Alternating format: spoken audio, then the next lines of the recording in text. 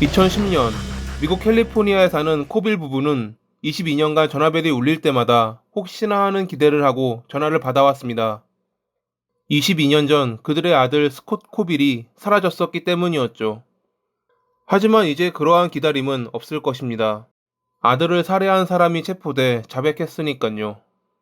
범인은 아들의 전 부인인 제인 레스로, 아마 두 번째 남편인 크리스토퍼 레스의 제보가 없었다면 그녀의 범행은 평생 드러나지 않았을 것입니다. 1988년 4월 12일, 그날은 스콧의 생일이었습니다. 직업 때문에 알래스카로 이사간 아들에게 어머니인 레타는 생일 축하를 위해 전화를 했지만 그는 끝내 받지 않았습니다. 스콧의 아내인 제인에게 전화했지만 그녀 역시 전화를 받지 않았죠. 일 때문에 바쁘리라 생각하며 레타는 아들의 생일 선물로 수표를 보냈지만 며칠이 지나도 수표는 현금화되지 않았습니다. 몇 번의 전화 끝에 제인과 연락이 되었지만 아들의 소식을 묻는 레타에게 그녀는 자신도 모르겠다는 말을 하고 전화를 끊어버렸습니다. 제인과 스콧은 소위 말하는 불과 얼음의 관계로 사이가 좋지 않았다는 것은 알고 있었지만 며느리가 보이는 냉담한 태도는 무언가 수상해 보였습니다. 제인과 통화가 되고 며칠 뒤, 레타는 사랑해요 스콧 제인이라고 서명된 어머니의 날 카드를 받게 됩니다. 하지만 여전히 연락이 되지 않는 스콧, 그의 친구들 역시 스콧을 4월 초에 본 것이 마지막이라 말하자 레타는 결국 경찰에 실종 신고를 했습니다. 그때까지도 함께 살던 제인이 남편이 사라졌는데도 실종 신고를 하지 않았다는 것은 경찰을 비롯해 주위 사람들이 보기에 매우 의심스러웠습니다. 경찰의 신문을 받은 제인은 한 달 전 스콧과 말다툼을 벌였는데 화가 난 그가 나간 뒤 돌아오지 않았다 밝혔습니다. 그녀의 말을 증명할 어떠한 증거도 없었지만 자신의 주장을 고집하는 그녀를 경찰은 결국 풀어줄 수밖에 없었습니다. 심지어 스콧의 물건들이 집에 남아 있었지만 그가 사라졌다는 사실만이 있을 뿐 범죄에 엮였다는 증거는 없었습니다. 흔적도 남기지 않고 사라진 스콧을 찾기란 어려웠습니다.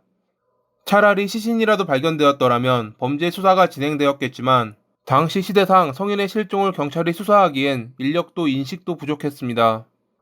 스콧이 사라지고 몇 달 뒤 제인은 일리노이로 이주했고 2000년에 크리스토퍼와 재혼합니다. 제인의 두 번째 결혼 역시 성공적이지는 못했습니다. 5년 후 그들은 이혼 절차에 들어갔으니깐요. 이혼을 진행하는 과정에서 제인은 크리스토퍼에게 전 남편 스콧을 죽였다는 것을 전화상으로 말했습니다.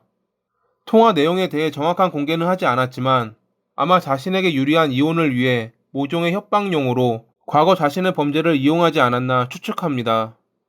크리스토퍼는 당시 통화 내용을 녹음하고 있었고 이를 증거로 경찰에 신고했습니다.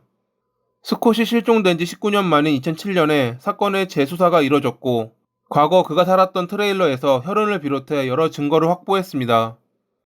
무엇보다도 제인이 크리스토퍼에게 한 살인 자백은 법정에서 결정적인 증거로 채택되었습니다. 결국 제인은 침대에 자고 있던 스콧을 총으로 쏴 살해했고 시신을 쓰레기통에 유기했다 자백했습니다. 그녀는 스콧이 자신에게 폭력을 휘둘러 범행을 저질렀다 말했지만 언제나 말하듯 죽은 자는 말이 없기에 그녀의 주장이 사실인지 확인할 방법은 없습니다. 제인의 이러한 주장은 어느 정도 받아들여졌는지 2011년에 재판부는 그녀에게 36년형을 선고했습니다. 자신의 입방정 때문에 결국 과거의 범죄를 자백해버린 제인. 그녀가 감옥에서 고통받기를 바라며 이만 글을 마칩니다. 오늘도 봐주셔서 감사합니다.